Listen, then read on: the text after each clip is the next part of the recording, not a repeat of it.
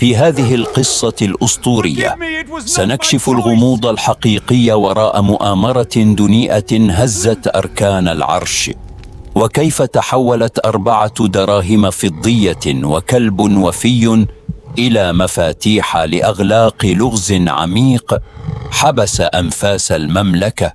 قبل أن نبدأ الملحمة، لا تنسوا الاشتراك في القناة وتفعيل الزر لتبحروا معنا في أعماق هذا اللغز الصادم.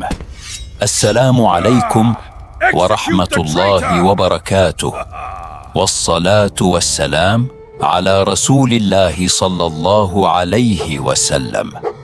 أهلا بكم في قناتكم كبسولة قصص وحكايات.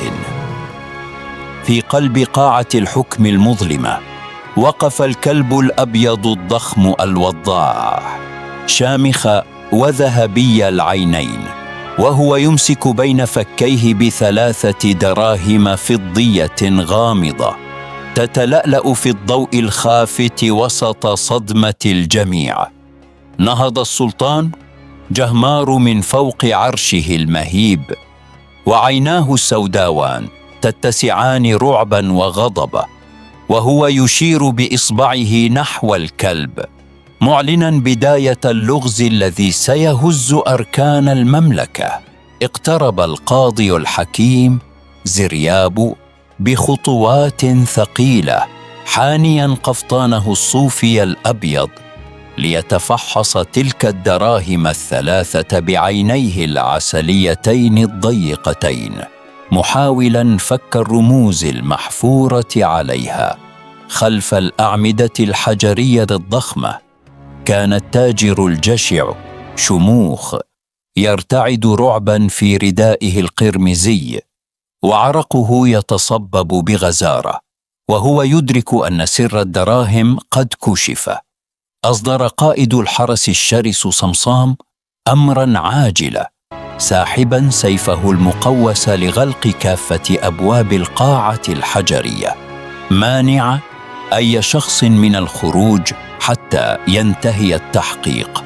فجأة انفتح باب جانبي ليدخل منه الساحر الهزيل أزمر بردائه الممزق، رافعا عصاه الخشبية الملتوية، وموجها نظراته الزرقاء الباهتة المخيفة نحو الكلب. من شدة الهول المفاجئ سقطت الصينية المعدنية من يدي الخادم النحيل تكين، لتحدث جلبة هزت سكون القاعة الخانق، وتناثرت الكؤوس في كل مكان. تقدم الكلب الأبيض الوضاح ببطء وهدوء شديد، ثم فتح فكيه ليرخي الدراهم ال3 لتسقط فوق الأرض الحجرية مباشرة.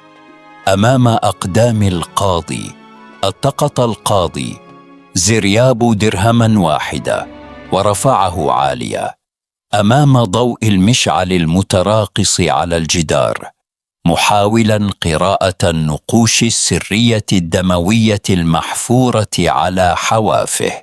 ضرب السلطان جهمار بقبضته الضخمة على مسند عرشه الخشبي، صارخا في وجوه الحاضرين وموجها اتهاما مباشرا كاد أن يوقف القلوب من شدة صدمته. خرج التاجر شموخ من وراء العمود الحجري، وسقط على ركبتيه فوق الأرض الباردة يرتعد ذعرا، مد يديه المرتجفتين بالخواتم الفضية مدافعا عن نفسه من وطأة الاتهام. تقدم الساحر الهزيل أزمر بخطوات مرعبة، ووجه إصبعه ذو الأظافر الحادة مباشرة نحو وجه التاجر، كاشفا بصوته الأجش عن سر قديم يربط التاجر بتلك الدراهم. وقف القاضي زرياب شامخا بذكاء، مشيرا بأصابعه النحيلة إلى بقعة داكنة من الدم الجاف المحفور على حافة الدرهم الفضي، مؤكدا وقوع جريمة نكراء في ظلام الليل. أطلق الكلب الأبيض الوضاح زئيراً مرعباً من أعماقه، كاشفاً عن أنيابه الحادة نحو التاجر المذعور، وكأنه يطالب بالقصاص لصاحبه المغدور. تقدم قائد الحرس الشرس صمصام بخطواته الثقيلة المهيبة، حاملاً بين يديه الضخمتين أغلالاً حديدية غليظة لتقييد التاجر الذي انقطعت أنفاسه من الخوف.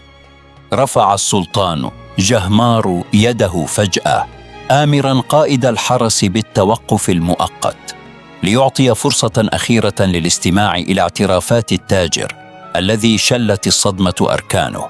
بينما كان الخوف يخيم على الجميع، انحنى الخادم النحيل تكين يجمع الكؤوس الذهبية المتناثرة بامتثال، وعيناه السوداوان لا تفارقان الكلب الأبيض قيد أنملة.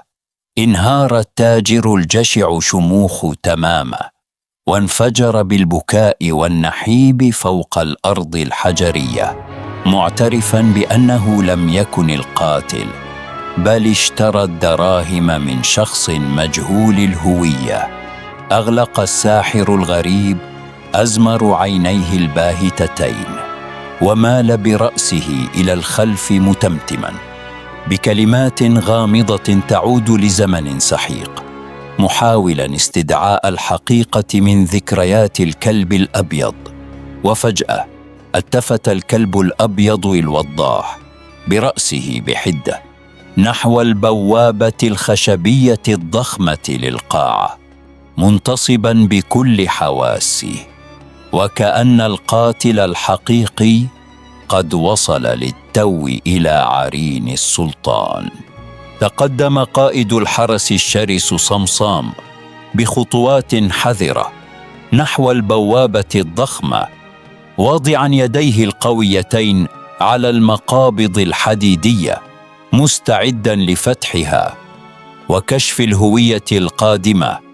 انفتحت البوابة الخشبية الثقيلة فجأة لتكشف عن ضباب الليل الكثيف، يظهر من خلاله طيف رجل غامض يقف في العتمة، مرسلاً الرعب في نفوس الحاضرين.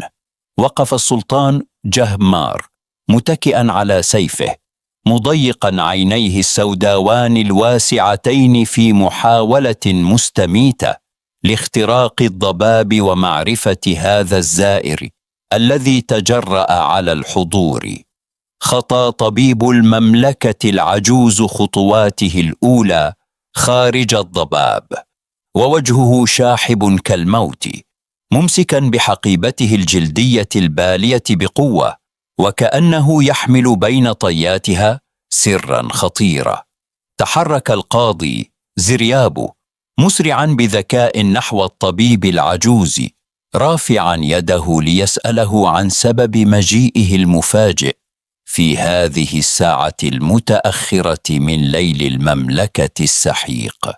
اقترب الكلب الأبيض الوضاح بهدوء مريب نحو الطبيب، وحنى رأسه الأبيض الناصع باشتياق ليتشمم الحقيبة الجلدية التي يبدو أنها تحمل رائحة مألوفة لديه.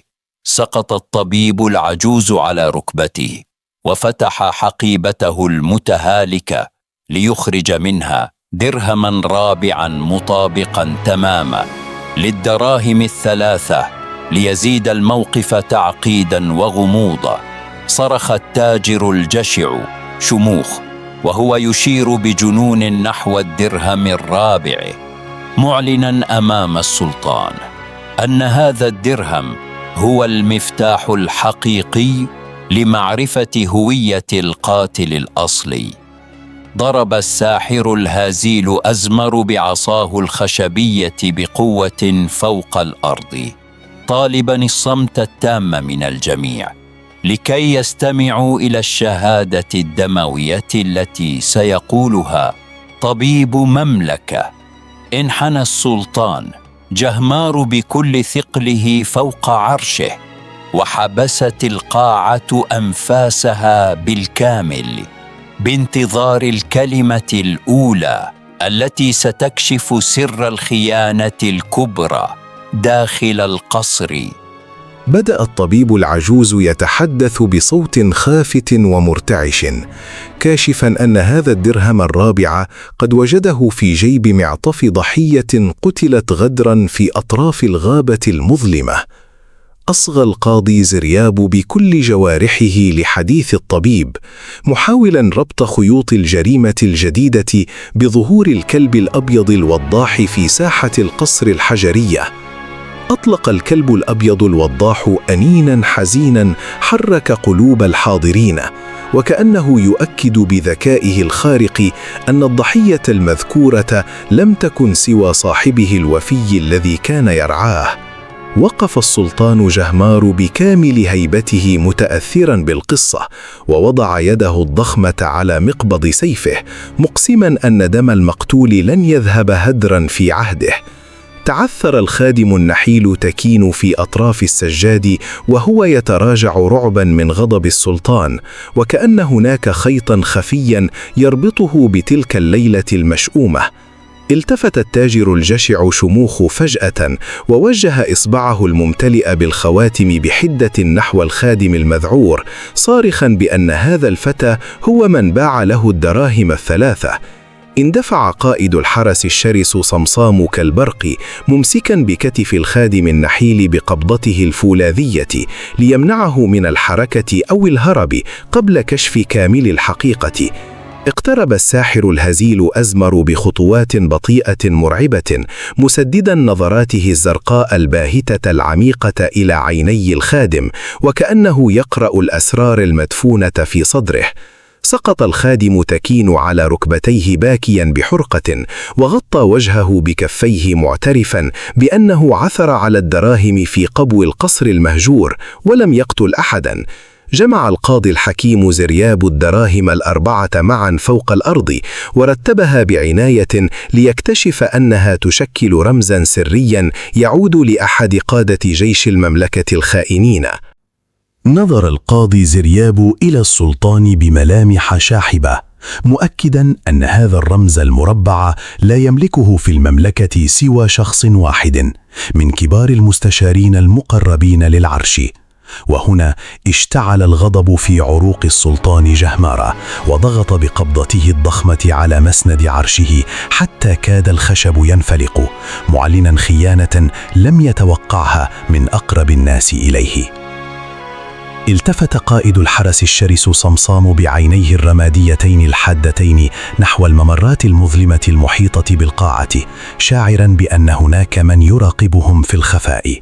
وفجأة انقض الكلب الأبيض الوضاح متخذاً وضعية الهجوم، وبدأ يزمجر بشراسة غير مسبوقة، مواجهاً ستارة مخملية ضخمة تغطي الجدار الحجري للقاعة. أطلق الساحر الهزيل أزمر ضحكة خافتة مرعبة هزت القلوب، مشيراً بعصاه الملتوية إلى الستارة التي بدأت تهتز بعنف بفعل خوف من يختبئ خلفها. عندها اندفع قائد الحرس صمصام ومزق الستارة الثقيلة دفعة واحدة بقوته المفرطة، ليسقط معها القناع عن الوجه الحقيقي للمؤامرة الكبرى.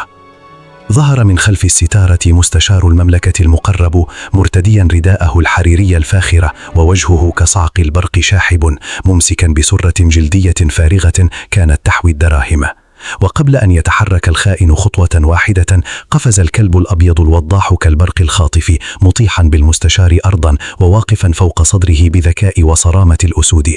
تنفس التاجر الجشع شمرخ السعداء، وصاح بأعلى صوته معلنا أن هذا المستشار هو من خطط لسرقة خزائن المملكة وقتل صاحب الكلب لدفن السر. وحينها نزل السلطان جهمار من فوق منصة عرشه بخطوات زلزلت الأرض، ساحبا سيفه الضخم بالكامل لينظر إلى المستشار الخائن بنظرات تنهي كل أمل في النجاة.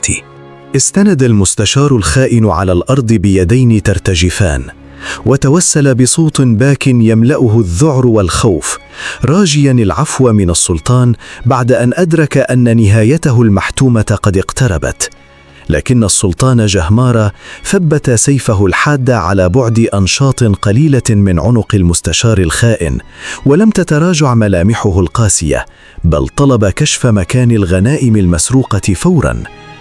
تقدم القاضي الحكيم زرياب بخطوات ثابتة وفتح لفافة جلدية عتيقة ممسكا بريشة الحبر ليدون اعترافات الخائن كاملة لتكون عبرة لمن اعتبره. وبأمر من السلطان تراجع الكلب الأبيض الوضاح عن الجسد المنبوذ ووقف حارسا أمينا بجانب الدراهم الأربعة، وكأنه يشهد على تحقيق العدالة لروح صاحبه المغدور. أشار المستشار الخائن بإصبعه المرتجف نحو حلقة حديدية ضخمة مخفية في الجدار خلف العرش السلطاني، معترفا أنها تفتح الممر السري المؤدي للسرقة. فتقدم قائد الحرس الشرس صمصام وجذب الحلقة الحديدية بكل ما أوتي من قوة عضلية ضخمة، لتبدأ الصخور الحجرية في التزحزح محدثة صوتا مخيفا. انفتحت البوابة الحجرية السرية لتكشف عن مخبأ مظلم مكدس بصناديق الذهب والسرقات التي نهبها المستشار على مدار سنوات طويلة من خيانته. نظر الساحر الغريب أزمر إلى أكوام الذهب بنظرات باردة يملأه الازدراء، متمتما بأن الطمع هو الداء الذي أهلك الملوك ودمر أعتى المماليك. وعلى النقيض اتسعت عينات تاجر شمراخ انبهارا برؤية تلك الثروات الأسطورية المخفية، ونسي خوفه للحظات أمام بريق الذهب الذي يعمي أبصار وعقول الرجال. حينها التفت السلطان جهمارة نحو قائد حراسه بوجه صارم لا يعرف الرحمة، مصدرا أمره النهائي بنزع كافة ألقاب المستشار وإيداعه السجن المظلمة. أمسك قائد الحرس الشرس صمصام بالمستشار الخائن من ذراعيه بقوة مفرطة، وسحبه بعنف فوق الأرض الحجرية بالردى لينال جزاء خيانته العظمى. وبينما كان الحراس يقتادون الخائن، عثر القاضي الحكيم زرياب على وثيقة سرية عتيقة فوق الصناديق تكشف عن أسماء شركاء آخرين في المؤامرة. امتدت يد السلطان جهمارة ليتسلم الوثيقة، وما إن وقعت عيناه السوداوان على الأسماء المكتوبة حتى تضاعف غضبه وتملكه ذهول شديد هز كيهنه. وفي هذه الأثناء حاول التاجر الجشع شمرخ التسلل بخفة نحو المخرج، ظنا منه أن انشغال السلطان بالوثيقة سيمكنه من الهروب بثروته الخفية. لكن الكلب الأبيض الوفي الوضاح كان له بالمرصاد، حيث سد مخرج القاعة بجسده الناصع الضخم، مطلقا زمجرة حبست أنفاس التاجر ومنعته من الحركة. وهنا وجه الساحر الهزيل أزمر عصاه الملتوية نحو التاجر، وهز رأسه بسخرية، مؤكدا له أن عين العدالة وعين الكلب الأبيض لا تغفلان عن خائن أو طامع.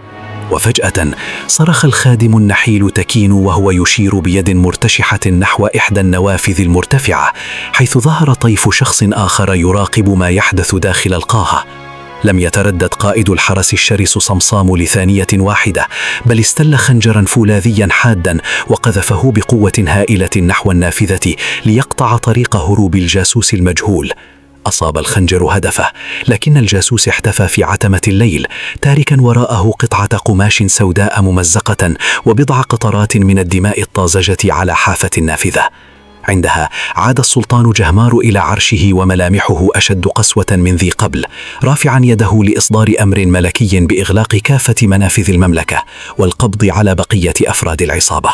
انطلق قائد الحرس الشرس صمصام على رأس فرقة من الجنود المدججين بالسلاح خارج القصر، متعقبا قطرات الدماء في تلك الليلة العاصفة المظلمة. وتقدم الكلب الأبيض الوضاح الجميع، مخترقا أحراش الغابة المظلمة بسرعة البرق، مستعينا بحاسة شمه القوية لتتبعد أثر الجاسوس الهارب. وفي كوخ مهجور بأطراف الغابة كان زعيم المتمردين يضمد جرح كتفه النازف مستمتعا بعد الدراهم الفضية المسروقة دون أن يعلم أن نهايته اقتربت. وفجأة تحطم باب الكوخ الخشبي حيث انقض الكلب الأبيض الوضاح كالملاك الثائر فوق الزعيم الخائن متبوعا بقائد الحرس وصيحات الجنود. أطبق قائد الحرس صمصام قبضته الحديدية على عنق الثائر الجريح وقيده بالأغلال محكما الحصار على آخر خيوط المؤامرة الدنيئة التي هزت المملكة. ثم عادت الفرقة إلى ساحة القصر وتقدم القاضي الحكيم زرياب ليعلن أمام الجميع استعادة الخزانة الملكية كاملة وإخماد نار الفتنة إلى الأبد. وأمام الرعية أعلن السلطان جهمار من فوق منصته حكم العدالة العاجل بقطع رؤوس الخونة ومصادرة أموال التاجر الجشع ليعود الأمن والطمأنينة لأرجاء مملكته. وحينها تنفس الخادم النحيل تكين الصعداء بعد أن ظهرت براءته أمام الملأ وزال عن كاهله رعب العقاب الذي كاد أن يعصف بحياته الغالية. ومع خيوط الفجر الأولى غادر الساحر الغامض أزمر أسوار القصر حاملا عصاه الملتوية ليختفي وسط الضباب الأبيض كما ظهر أول مرة كاللغز. وأخيرا جلس الكلب الأبيض الأسطوري الوضاح فوق الشرفة العالية شامخا حارسا أمينا للمملكة ومسطرا بوفائه قصة وعبرة تناقلتها الأجيال عبر أزمان وأزمان. شكرا لكم يا جماعة على المتابعة للنهاية. كان معكم عمرو يوسف ودي قناتي على اليوتيوب. ما تنسوش بقى تدعموني بلايك ويا ريت شير ويا ريت تكتبوا لي تعليق واستنوني ان شاء الله في القصة القادمة.